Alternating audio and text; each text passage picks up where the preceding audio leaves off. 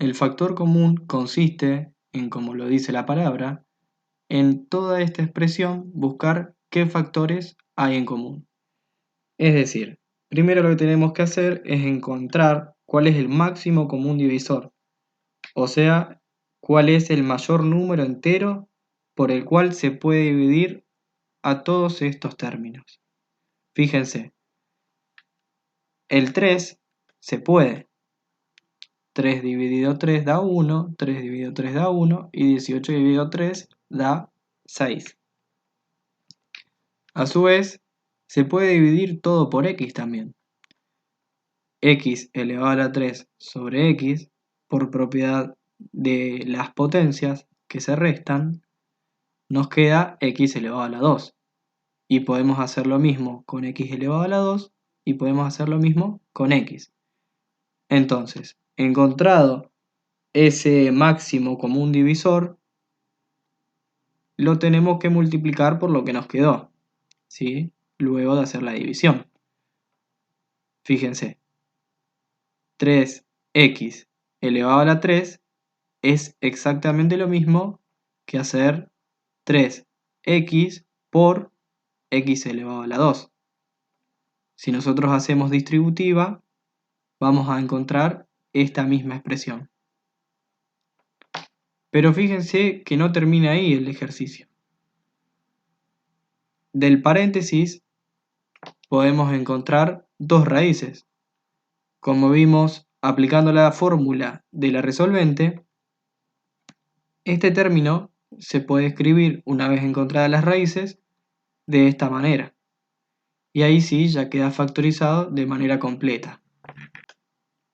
Para aplicar binomio cuadrado perfecto, lo primero que se tienen que fijar es que tienen dos términos separados por un más o por un menos, y todo eso elevado a la 2. Solamente en esos casos pueden aplicar la fórmula del binomio cuadrado perfecto, que decía que el primer término elevado a la 2 más 2 por el primer término por el segundo término más el segundo término elevado a la 2 es lo mismo que el primer término más el segundo, todo eso elevado a la 2. Y fíjense que esta fórmula sirve con más y sirve con menos. Lo único que tiene de distinto es esta parte donde se multiplica 2 por el primero y el segundo término. El resto es igual. Y otro dato que puede ser útil es que a ustedes les pueden dar tanto esto como para que desarrollen el binomio cuadrado perfecto, o esto como para que se den cuenta que es el inverso de un binomio cuadrado perfecto. Para factorizar utilizando la diferencia de cuadrados, lo primero que tenemos que buscar es un término elevado al cuadrado más o menos otro término elevado al cuadrado. Partiendo de eso, nosotros podemos encontrar la raíz cuadrada exacta de esos dos términos. Por ejemplo, en este caso, la raíz cuadrada de x elevado a la 4 va a ser x elevado a la 2, por la propiedad de los exponentes. Y la raíz cuadrada de 16 va a ser 4. Ahora, simplemente siguiendo la fórmula, vamos a llegar a este resultado. Y esto no es lo único que puedo hacer. Fíjense que si quiero, puedo aplicar de vuelta diferencia de cuadrados, ¿sí?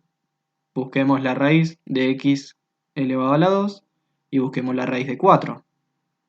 ¿Existe? Sí. La raíz de 4 es 2 y la raíz de x elevado a la 2 es x.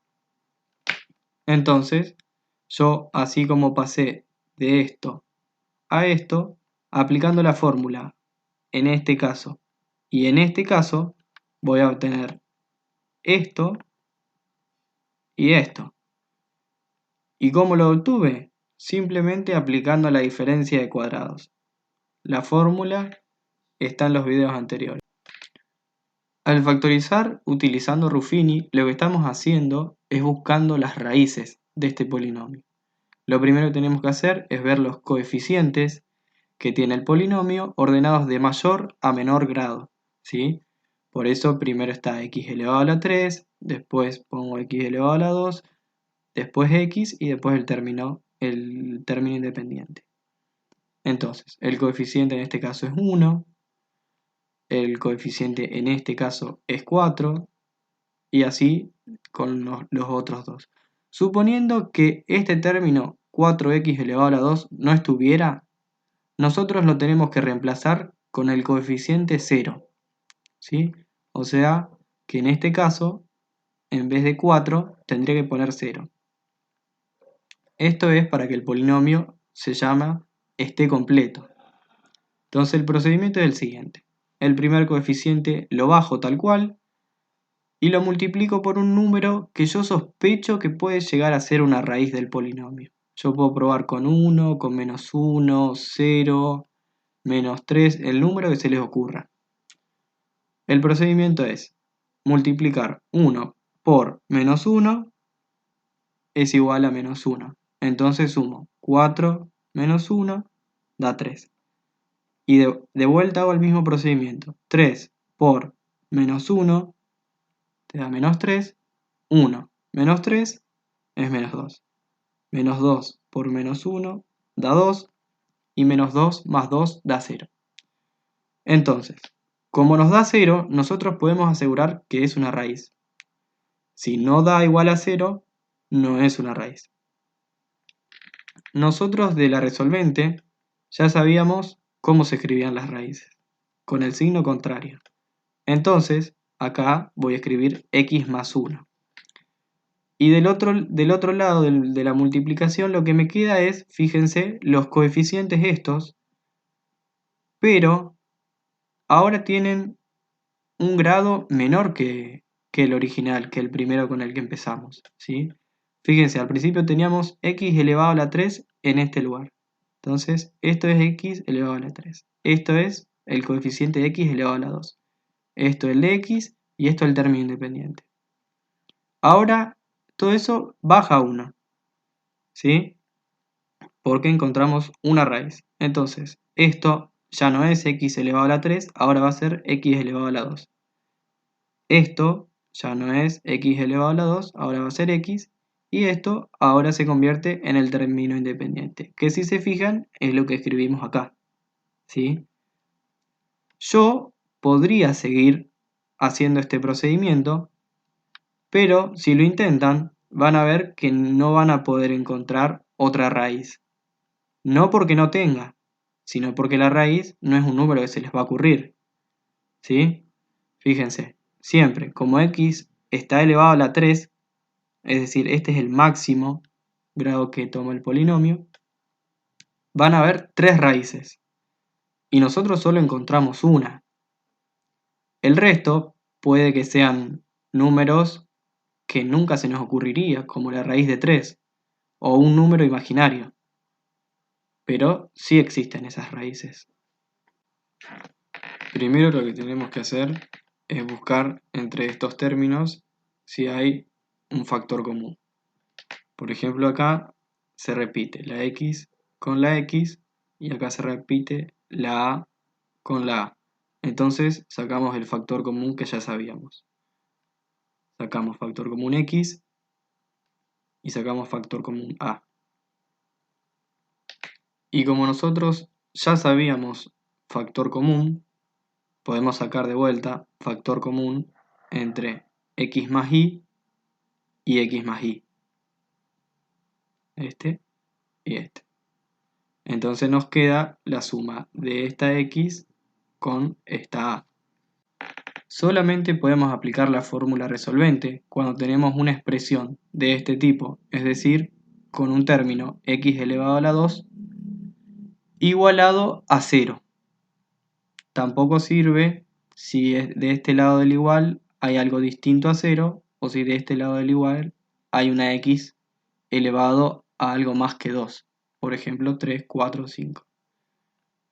Fíjense, podemos decir en este caso que el coeficiente que está multiplicando a x elevado a la 2, que es nuestra a, es igual a 1 en este caso. La b, que multiplica a x, es decir, el coeficiente de x, es menos 3, y el término independiente, que vendría a ser c, es igual a 2. Aplicando la fórmula, es decir, reemplazando b, a y c por los valores que encontramos, vamos a conseguir dos valores de x, que vendrían a ser las raíces.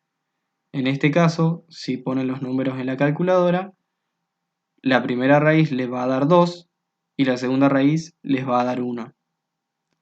Y entonces, ¿por qué la escribimos con el signo contrario? Porque justamente esa es la definición de raíz, ¿sí? Es el valor de x que hace que la y sea igual a 0. Es decir, si vos reemplazás 2 por x, te va a quedar 2 menos 2 es igual a 0, entonces se cumple la igualdad. Y es lo mismo si reemplazás por 1. 1 menos 1 va a dar 0, multiplicado por cualquier cosa, va a dar igual a 0, entonces se verifica la condición.